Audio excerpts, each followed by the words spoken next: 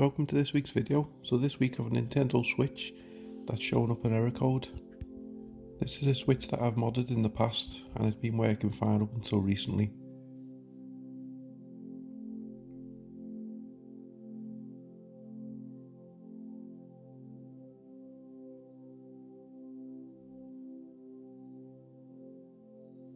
So it boots up to the Switch logo and then goes up with this error code.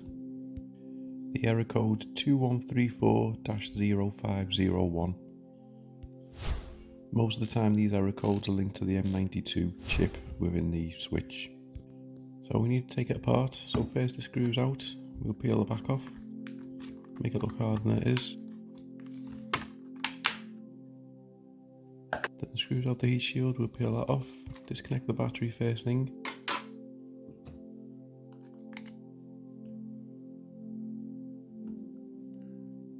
Then let's get all the insides out, get the motherboard out. So disconnect all the ribbon cables, then it will come up nice and easily. Put the screen to one side.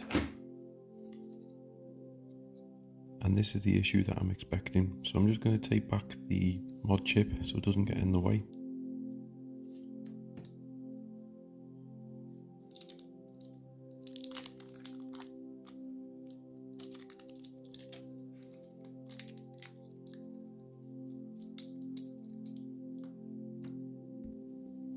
And then I'm going to get my multimeter out to see if there's any shorts around the chips around the side.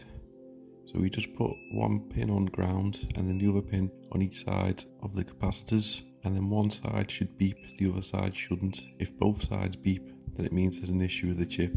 So there's no issues, there's no double beeps, but it still could mean there's a faulty chip. So we just add a little bit of flux, spread it out.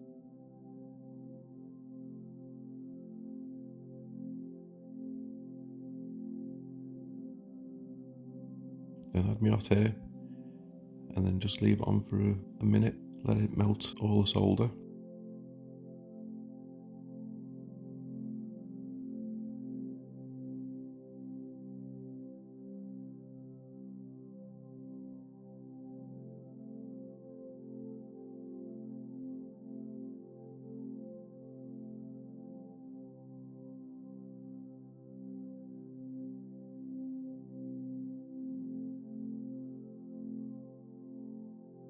And then the chip will gently lift off. So you have to be really careful and make sure that you lift up, don't lift sideways or backwards, as you'll end up knocking a load of the caps off, which will make it a bigger job. Now I've got a new M92 chip, so because it's new, it's got no solder on it, so we just prep it. So we put a little bit of flux over it, and then we're just going to get a soldering line with a bit of solder and rub it along the pads along the side.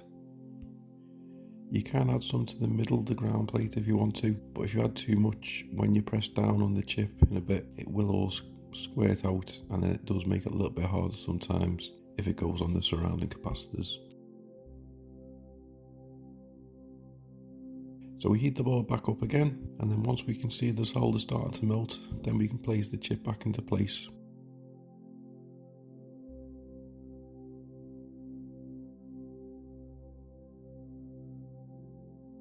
So when it's in this orientation, make sure that the dot on the chip is in the top left position, and then we just need to carefully budge it round and then position the chip so that it's central to all the legs.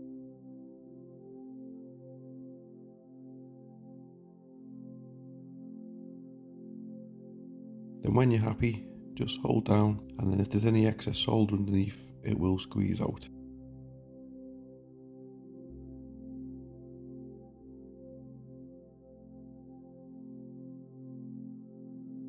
We leave it to cool and then add some isopropyl and a toothbrush and give it a good clean to remove all the excess flux. You don't want to be leaving it because it only makes a sticky mess. So then we pop the board back in, connect up what we need to, attach the battery, press the volume up and down together and turn the power button on. And then we get the Nintendo logo. And then we should get the Switch logo. And there we go. The there's no error message, so it's worked. Fully working once again. So even though the M92 chip didn't show any errors, it was at fault. It normally is always the go-to chip when you've got an issue, as it seems to be the one that goes faulty the most. So thanks very much for watching. Please like, comment and subscribe.